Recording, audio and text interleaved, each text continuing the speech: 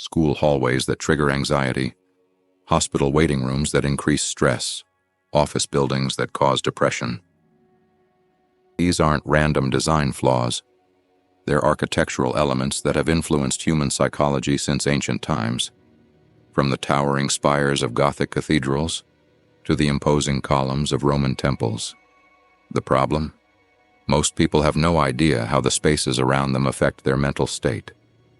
Today I'm offering key insights to help you identify the hidden architectural features that trigger your fear response.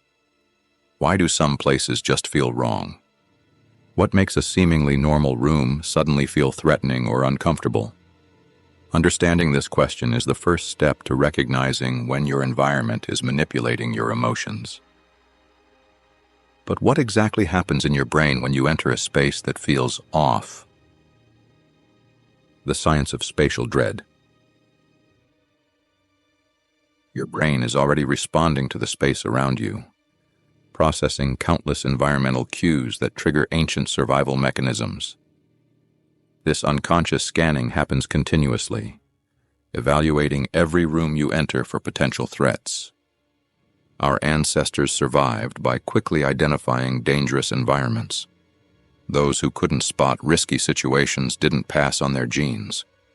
We've inherited brains that constantly scan our surroundings for threats, often without our conscious awareness. What's fascinating is how certain architectural features trigger these ancient survival instincts, even in modern, safe environments. Research shows certain spatial features can trigger our fear center, even in safe places. Your racing heart in that empty parking garage? That's your brain running ancient survival software in a modern building. Let's start with something simple but powerful. Ceiling height. Neuroarchitecture research indicates that extreme proportions challenge our sense of control. Spaces with very high ceilings can create a feeling of awe mixed with subtle unease. A primitive part of your brain worries about threats from above or the inability to escape quickly. On the flip side, ceilings that sit too low trigger claustrophobia, activating our instinctual fear of being trapped or confined. Hospitals offer a perfect case study in unintentional fear architecture. Repetitive, identical corridors make us feel lost because our brains can't form clear mental maps, triggering primitive anxiety. This disorientation activates our survival instincts. In our evolutionary past, being lost often meant danger. The way light moves through a building dramatically affects our comfort levels. Poor natural lighting creates shadows our primitive brains interpret as potential hiding spots for predators. Our stress responses activate when we enter spaces with uneven lighting or unexpected dark corners. This explains why that dimly lit hallway with alternating shadows makes you walk faster without knowing why. Perhaps the most interesting category is what architects call liminal spaces. Transitional areas that feel suspended between purposes. The empty corridors of the Winchester Mystery House exemplify this concept perfectly. Spaces designed for movement that create profound unease when experienced empty. These transitional areas exist to move people from one place to another, but create a disturbing sense of being nowhere when experienced without their intended function. Your brain perceives them as wrong because they lack the clear purpose our survival-oriented minds expect. Our perception of proportion and symmetry also influences fear responses. Studies show our brains process symmetrical environments faster and consider them safer. But spaces with proportions that are slightly off, where dimensions don't follow expected ratios, create profound discomfort. We might not consciously notice these imbalances, but our brains detect and flag them as potentially dangerous. The architectural elements that make us uneasy aren't random. They're specific features our brains evolved to recognize as potentially threatening. Empty spaces signal potential abandonment. Long corridors with few exits limit escape options. Uneven lighting hides potential threats. All these elements trigger our brain's warning system, whether we consciously understand it or not. But knowing why certain spaces feel wrong isn't enough. This knowledge becomes truly powerful when we understand how these principles have been deliberately used throughout history. Powerful institutions have long understood that controlling how people feel in spaces means controlling behavior, and some of history's most iconic structures were designed with this psychological manipulation in mind. Weaponized architecture, design that dominates. Throughout history, powerful institutions have harnessed architecture as a tool of influence. Just as Gothic cathedrals used height and darkness to instill reverence and awe, courthouses employ scale to assert authority. Architectural historians note that Roman temples and medieval churches relied on scale to reinforce power. Tools as old as civilization, not random choices. These weren't merely aesthetic decisions, but calculated psychological techniques. These architectural strategies remain prevalent today, influencing how you feel and behave without your awareness. Think about the last time you visited a government building.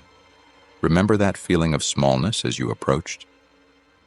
Government buildings use overwhelming scale deliberately. The endless stairs leading to elevated entrances force you to physically look up to authority. The cold, hard materials, concrete, marble, stone, create an unwelcoming atmosphere that says, "This is serious business." Many courthouses feature narrow entrances that open into massive halls, a transition designed to make you feel exposed and vulnerable. This psychological manipulation establishes dominance before you've spoken a single word to anyone inside. Now think about the last time you went shopping. Ever notice how you entered a mall planning to buy one thing but left with bags full of items? The architecture played you. Shopping malls use disorienting layouts on purpose. You can't find the exit because they don't want you to leave. Limited natural light removes time cues, making you lose track of how long you've been shopping.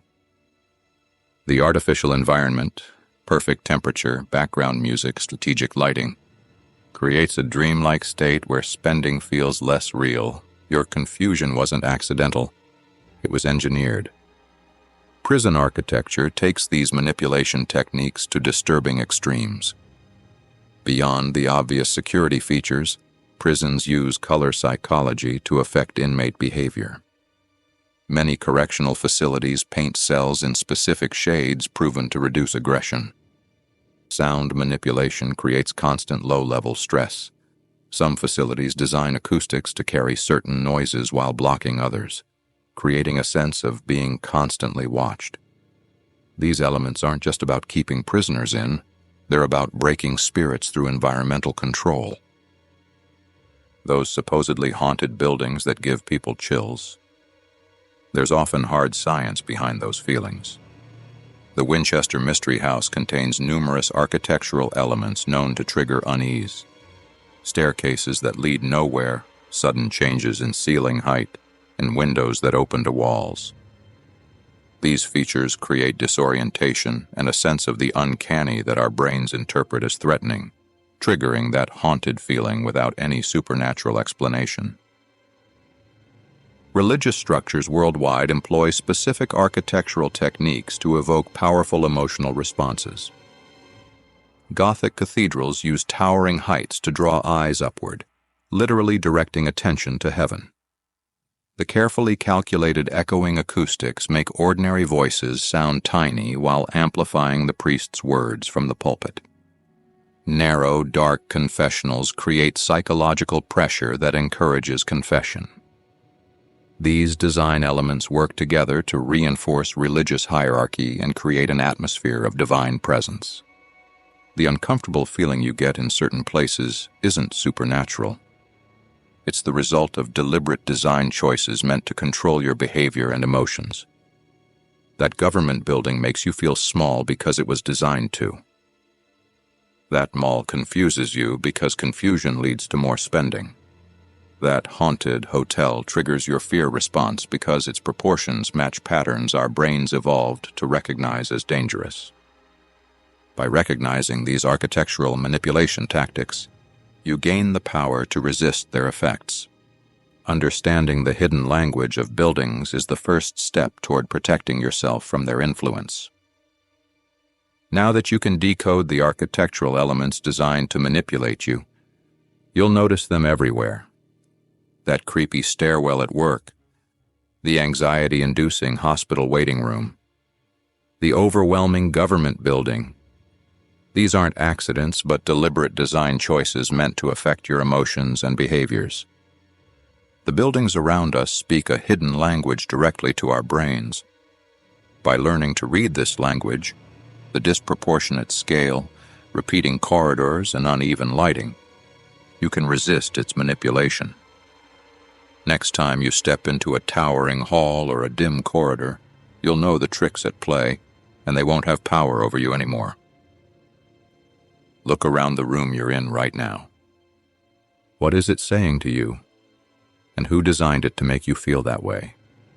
If you've noticed strange architectural quirks in your favorite eerie locations, share your stories in the comments. Let's uncover this hidden language together.